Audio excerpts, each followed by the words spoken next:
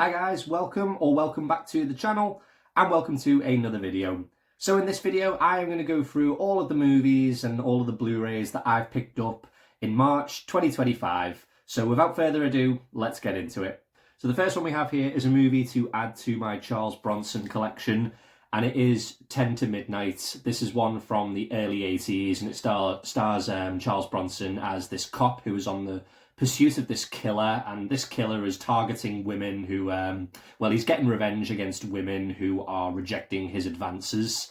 It's a fun little movie. Charles Bronson, he's not necessarily the most honest cop. He'll do whatever it takes to take this killer down, even if he has to sort of go through sort of seedy and sleazy methods to get it done.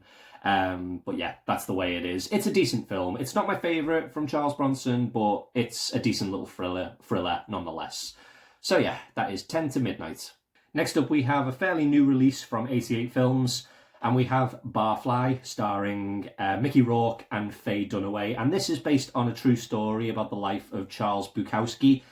He was a man who emigrated to the United States, and he had a very troubled life with alcohol. You know, he'd spend most of his time down at his local bar drinking, or if he wasn't there, he was drinking elsewhere.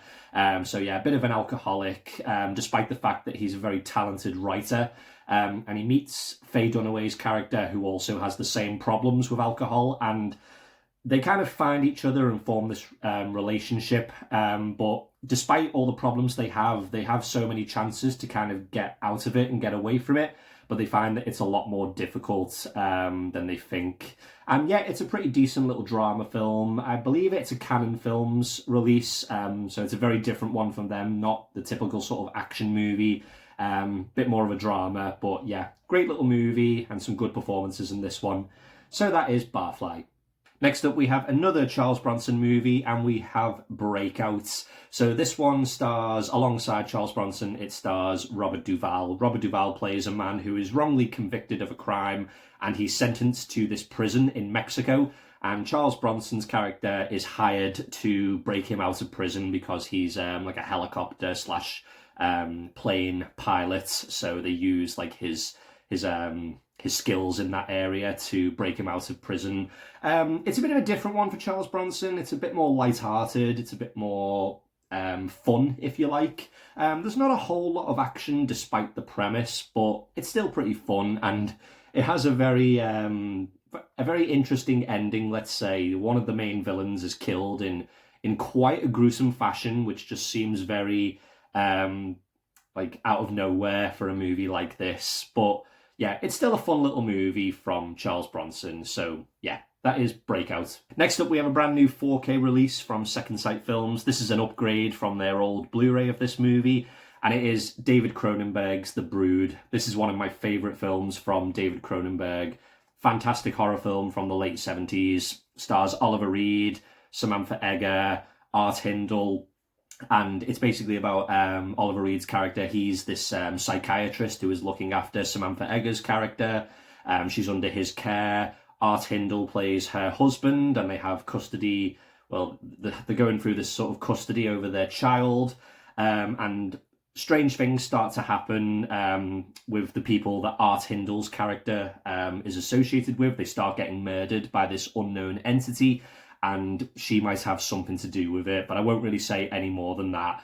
Very unique horror film, very disturbing in places, quite gruesome, but yeah, it is a fantastic film, and yeah, I had to upgrade this one. So yeah, that is The Brood. Next up, we have another new release from 88 Films, and ironically, another one starring Oliver Reed, and it is Castaway, starring, alongside Oliver Reed, Amanda Donoghue. And this is a film I'd heard about for many years, and I'd always been curious to check it out. It's based on a true story about this British man from, I think it was around about the early 80s. He decided he'd just had enough of life in England, and he wanted to go and live on a deserted island for a year, just to kind of get away. But in order to do that, he had to place an ad in the newspaper for a female companion to join him.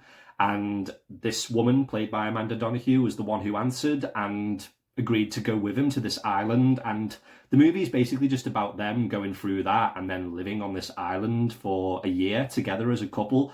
And it kind of just goes through sort of the things they have to deal with whilst being stuck on this island for a year. It's more about the sort of the relationship between like an older man and a younger woman. And the backdrop is this deserted island. But yeah, it's a pretty decent film. I had a good time with it. It's not perfect. It's a bit flawed. But it's an interesting film and an interesting story. So yeah, that is Castaway. Next up, we have another film starring Charles Bronson, and we have Chato's Land. And in this one, Charles Bronson plays this half Native American who, after killing this sheriff in self-defense, he has to go on the run. And he's pursued into the wilderness by this gang of men led by Jack Palance. But the more he leads them out, the more they start to get into Apache territory, and then the odds kind of swing more in Charles Bronson's favour as he's sort of able to fight back against them. I thought this film was okay. I think the premise made it sound better than it was going to be, but it's not too bad. Charles Bronson spends most of the film kind of on the sidelines, and it's more about Jack Palance's character, but still a great actor. Jack Palance was nonetheless. But yeah, it's a decent little Western, but it wasn't my favourite. So yeah, that is Chato's Land. Next up, we have a Jean-Claude Van Damme film, and this is one that is on the 88 Films limited edition range. I've been slowly trying to collect a lot of these. I did already have a few, but I missed out on a lot of them, and I've been slowly trying to add the ones that I've been missing. The first one we have here is a movie I didn't actually own on Blu-ray. So it is Cyborg. So this is one of Jean-Claude Van Damme's earliest films. It's basically this post-apocalyptic action film where he plays this character who has to lead this half human, half cyborg woman across the country because she has an antidote for the plague which has ridden the world. But whilst they're doing that, they're being pursued by this gang of evil cannibals, basically, who don't want them to succeed and just want the world to stay as it is in utter chaos and utter despair. And I know this film is not very well liked, but I've always really enjoyed this one. It's very cheesy, it's very over the top, but I don't know, there's something about this one that I just have a really good time with it. I know Van Damme himself is not a big fan of it, and I know like sort of the general consensus is that it's not that great, but I actually really like this one. I think the violence is quite extreme, but it's still a fun movie nonetheless. So yeah, it's probably one of my favourites starring Jean-Claude Van Damme. So yeah, that is Cyborg. Next up, we have a new release from 88 Films, and this is a movie that, I've got to be honest, I had no real interest in this film. I thought this film looked a little bit crap, if I was being honest. But after looking at reviews, I was pleasantly surprised by just how many people seem to really love this film. So I decided to take a gamble on it. So it is Dark Knight of the Scarecrow. And yeah, I have to admit, this was a fantastic horror TV movie. It's basically about this guy who is mentally challenged, let's say, and he is ultimately murdered at the beginning of the film by this group of men. And as you can imagine, that the man who's murdered, he basically comes back in the form of a scarecrow to take his revenge against the people who killed him. And yeah, like I said, this was a really enjoyable film. It's not like overly violent, and the horror isn't really in your face. It's more about the sort of the slow burn, psychological sort of horror, and it's got a lot of atmosphere to it. And yeah, I just thought it was a really, really good film. Very tame because it is a TV movie, but it's a great little horror film, and I really enjoyed this one. So yeah, that is Dark Knight of the Scarecrow.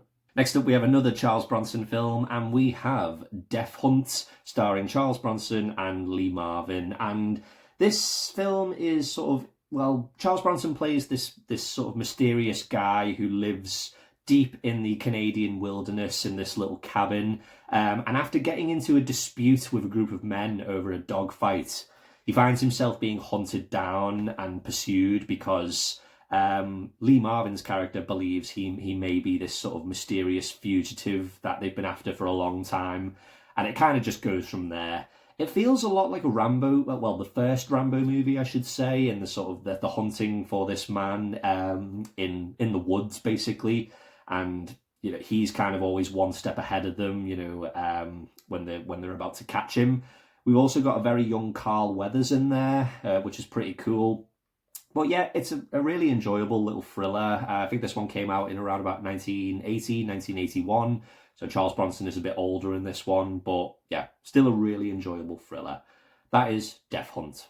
More Charles Bronson now, and this is a film series that he's probably most known for, and these are movies that I decided I wanted to finally upgrade my old DVDs of them. So we have Death Wish on 4K, we have Death Wish 2 on 4K, we have Death Wish 3 on Blu-ray, Death Wish 4 on Blu-ray, and Death Wish 5 on Blu-ray.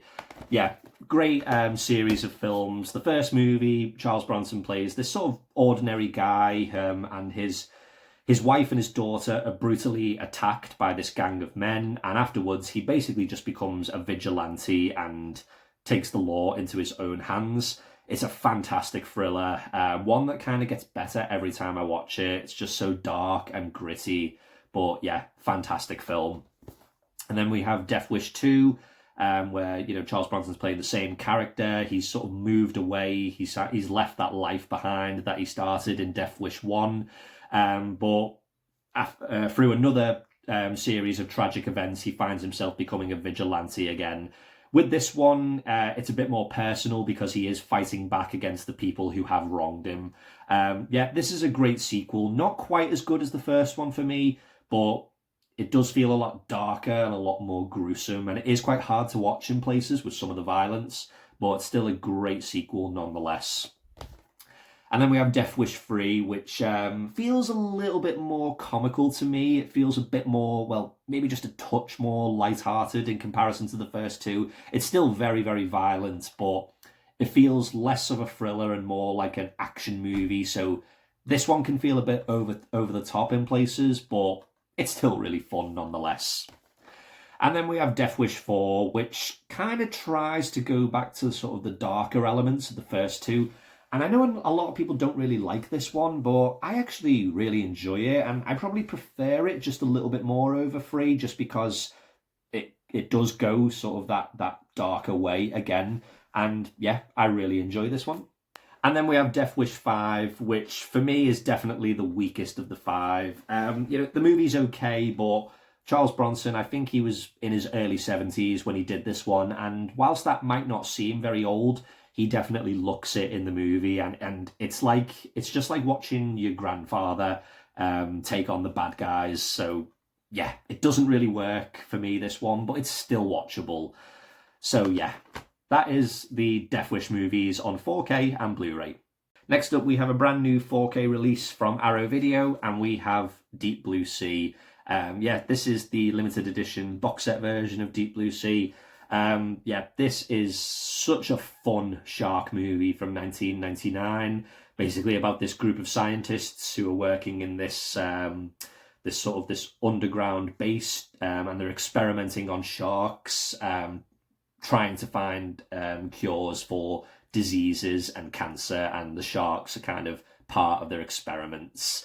As you can imagine, the sharks are genetically enhanced, genetically mutated. They get free and start causing havoc. The premise is very, very silly. Yeah, we all know that, but all shark movies are silly and over the top, and I just think you just got to sit back and enjoy them. And yeah, I just love this movie. I can remember seeing it when it came out. I probably was only about 9 or 10 years old, and I remember this film frightened the life out of me just because of how scary I thought it was as a kid. And yeah, it's just a fun movie. Great cast in there, and good direction from Rennie Harlin. He's done some great movies over the years, and some not so good ones, of course. But yeah, this is definitely one of his better ones for me. So yeah, that is Deep Blue Sea. Picked this one up in HMV as it was on offer. This is one from their premium collection. and it is Escape to Victory, starring Sylvester Stallone and Michael Caine. It's basically the movie about the prisoners of war in World War II who take part in this football match against the Germans. It's sort of like a Great Escape meets, I don't know, like Bend It Like Beckham or some other football movie. Yeah, this is a movie that I'd always seen clips of over the years, but I'd never actually seen it properly in full.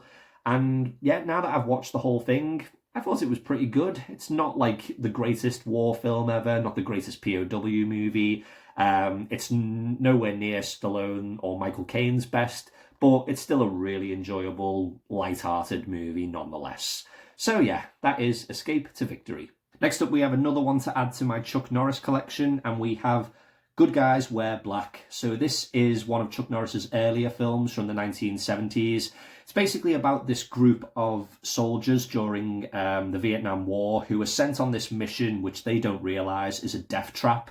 But despite that, some of them are able to escape. And then the movie sort of moves a few years later to the present day. Chuck Norris's character finds out that members from his platoon are being mysteriously killed, possibly by his government, and he decides to investigate what's going on before any other members or himself is mysteriously killed. And yeah, I thought this film was actually pretty good. I wasn't really expecting much, considering it is one of Chuck Norris's earlier films, but I thought it was a decent little thriller, decent little mystery. It's got some good fight scenes in there. It's got some twists and turns that I wasn't really expecting. So yeah, overall, this was a lot better than I expected it to be. So yeah, check it out. That is Good Guys Wear Black. Next up, we have another action movie. This one starring Dolph Lundgren, and it is Joshua Tree, that came out, I think, around about 1993. Dolph Lundgren plays this wanted fugitive who takes this female cop hostage and ventures out into the desert with her as his hostage. And he's also being pursued by local law enforcement. Yeah, I was expecting this film to be a lot better. I'd heard really good things about it, but it left me feeling a little bit disappointed. It's got one fantastic action sequence that takes place in this warehouse. It is a fantastic shootout. There's all sorts of great stunts and explosions and, you know, just some great little fight scenes in there as well. But other than that, I found the movie a bit of a drag. I thought the direction wasn't that great. I thought most of the acting wasn't that strong. So yeah, for me, it was probably one of the more disappointing films starring Dolph Lundgren, but it was still okay. And as I said, that action sequence in it is amazing. But yeah, that is Joshua Tree. Next up, we have Mansion of the Doomed. This was on offer in HMV. I've been wanting to get this one for a while because it always sounded like quite an interesting horror film. I think it was part of the sort of the video nasty sort of era that we had in the early 80s. It's basically about this brilliant surgeon who, after this tragic accident which leaves his daughter blind, he starts to kidnap people, take their eyes, all so he can try to give vision back to his daughter. And he's basically just leaving the people that he's operating on, he's just leaving them in his basement just to fend for themselves. And yeah, it kind of just goes from there. It's quite a mean-spirited, dark film in places, but it's maybe not quite as gruesome as you'd expect, but it's still a really interesting, enjoyable horror film nonetheless. So yeah, that is Mansion of the Doomed. Next up, we have another film to add to my Jean-Claude Van Damme 88 films range, and it is Maximum Risk. And yeah, this is probably one of Van Damme's more underrated films, I'd say. I don't really feel like this one gets talked about a whole lot, but it's a really enjoyable thriller, this one.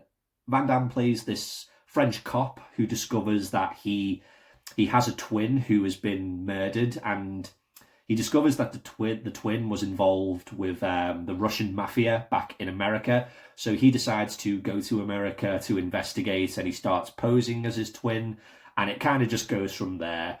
And yeah, it's a really enjoyable film, this one. It's very well made, very well directed. It's got some great fight scenes in it. You know, he has a few fights with this one character. I forget who plays him, but he has about 3 or 4 rematches with him, and it's just great fun. And yeah, I really enjoy this one. The plot maybe does get a little bit convoluted at times, but it's still a really enjoyable Van Damme movie. So yeah, that is Maximum Risk.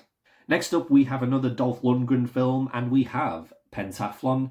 So this is a film I'd actually never even heard of. It was only, reading through Dolph Lundgren's filmography did I come across this one. In this film, Dolph Lundgren plays this East German athlete who is competing in the Olympic Games, and whilst he's competing, or well, after the games are over, I should say, he ends up defecting and he runs away to America to get away from the sort of the strict regime he's under with his East German team. But little does he know that he ends up getting pursued by his trainer, who is played by none other than David Soul, of all people. And it kind of just goes from there. I thought this was a really enjoyable film. It's not massively action heavy, but it's a solid thriller. And David Soul brings in, a great performance, a great sort of villainous performance in this movie. And yeah, I just thought it was really enjoyable. So yeah, that is Pentathlon. Next up, we have another Charles Bronson film, this one on 4K, and we have Red Son. And this is a Western film where Charles Bronson plays this, a member of this gang.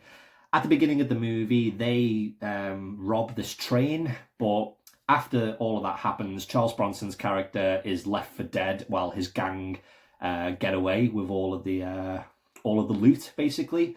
But part of what they've stolen belongs to this character, played by Toshiro Mifune, who is like this samurai, and the two of them end up having to team up together to go after the gang. Charles Bronson's going for revenge against them, and this character is going basically to get back what was stolen from him. And I thought this was a fantastic film, probably one of my favourite Charles Bronson films, besides maybe, the first two Death Wish movies. Just a great Western, really well made, well shot, got some good action sequences in there, got a good cast. The two of these have great chemistry together. I just thought it was a fantastic Western, really enjoyed this one. So yeah, that is Red Son. Next up, we have another new release from Second Sight Films, another one to upgrade from their old Blu-ray, and it's David Cronenberg's Scanners. So yeah, another fantastic film from David Cronenberg. This one about this group of people called Scanners who basically have these psychic telekinetic powers, and I won't really say much more than that. Really enjoyable film. It's not as good as The Brood. It's not as good as, say, Videodrome or Rabid, or The Dead Zone or The Fly, but it's still a really enjoyable David Cronenberg film. And the ending to this film, it's one of my all-time favourite endings of a movie. I just love the final battle, if you will. It's just such a cool sequence. The practical effects, the makeup, it's just jaw-dropping to me. So yeah, really enjoyable film. It is flawed, but still a great film nonetheless. So yeah, that is Scanners. Next up, we have one from 101 Films, and we have Slumber Party Massacre 1 and 2. Yeah, these are two movies that I'd never seen before, and I'd always wanted to check them out. Yeah, the first one is basically just about this group of girls who throw a slumber party, and as you can imagine, this killer appears and starts to pick them out one by one. And then the second movie, it's about one of the girls who was survivor of the first movie, and she finds herself being targeted by the killer, who has somehow managed to reincarnate himself as this rock star killer. So besides killing people, he also plays the guitar. Yeah, that's basically it. I thought the first movie was okay, but I had a blast with the second one. I think a lot of people prefer the first one, but I just enjoyed the second one so much more, because maybe it was because of the sort of the rock star element to it. Both of them aren't great films, but they're enjoyable to watch if you like sort of slasher movies from the early 80s. So yeah, that is Slumber Party Massacre 1 and 2. Next up, another one to add to my Jean-Claude Van Damme 88 Films limited edition range. and it is Street Fighter. I did already own this film on Blu-ray, and I said I was never going to get this because I did already own it, but I kind of caved because I managed to get this fairly cheap off eBay. Yeah, based off the popular video game franchise, of course. Yeah, I've never really been a big fan of this film. I know some people, really like it. Some people consider it a guilty pleasure. But every time I watch this, I always hope I'll enjoy it more, and I just don't. It just feels very, very cheesy, over the top.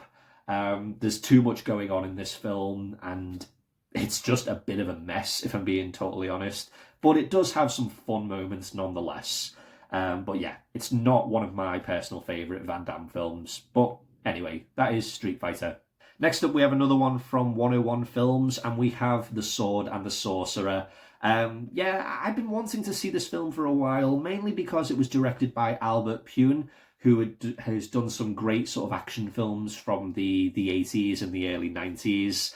Yeah, this film is sort of like, I suppose you could say it's kind of like a Conan the Barbarian sort of rip-off, but more on like a smaller scale and a cheaper scale, and it feels a little bit more cheesy.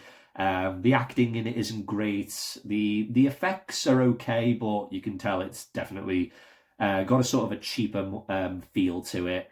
The movie's okay. I thought it was going to be better, if I'm being totally honest, but, it wasn't bad. So, yeah, that is Sword and the Sorcerer. Next up, we have a 4K upgrade of a Jean-Claude Van Damme and Dolph Lundgren action film, and that is Universal Soldier. This one stars these two actors, and they play these like former soldiers that were killed in action, but they're resurrected years later, and they're basically turned into like these super soldiers. But Jean-Claude Van Damme's character starts to have memories of his old life, and he starts to break away from that sort of cyborg super soldier that he is, and tries to discover his old human life. Dolph Lundgren's character is tasked with going after him and retrieving him, and it ends up being a sort of a battle between the two of them. Yeah, this was really enjoyable on a rewatch. I hadn't seen this one in years, and yeah, it's a really well-made action movie. I always forget it's directed by Roland Emmerich, who would go on to direct Independence Day and Godzilla, and The Patriot, movies like that. And yeah, it's a very stylish, enjoyable action movie, and yeah, it was really enjoyable on a rewatch. So yeah, that is Universal Soldier. And following on from that, I picked this up again to add to my Van Damme 88 Films limited edition collection, and we have Universal Soldier 2, The Return. Yeah, kind of like Street Fighter, I said I was never going to get this because I did already own it on Blu-ray, and again, it's not a great film. It doesn't even feel remotely similar to the first Universal Soldier movie. It feels a bit like an insult. Everything about this film feels very cheap. The direction is just so average. The action scenes, it all just feels very generic and very bland. But it's not terrible. It's just okay. Like I said, it was just to add to my 88 Films Van Damme range, and yeah, got it for a decent price off eBay. So yeah, that is Universal Soldier 2, The Return. And then finally, we have a double pack for two movies directed by Akira Kurosawa, and we have Yojimbo and Sanjuro, two fantastic films from the 1960s, directed by Kurosawa, of course. The first film in the collection, Yojimbo, would, this film would be a huge influence on A Fistful of Dollars, starring Clint Eastwood. In the film, our main character he plays sort of, this lonesome wandering character who just wanders into town and starts playing these two gangs off against each other, and it eventually leads to much more bloody results. And then we have Sanjuro, where the same character ends up in another sort of town where he has to deal with the corruption of a local government. Yeah, just two fantastic movies, very well made, very well directed. The stories are great in both of them, and yeah, just two fantastic films from Japanese cinema. So yeah, that is Yojimbo and Sanjuro. So there you go, guys. Those are all of my Blu-ray pickups for March 2025. Let me know in the comments below if you've seen any of these movies. Have you picked up any of these particular releases?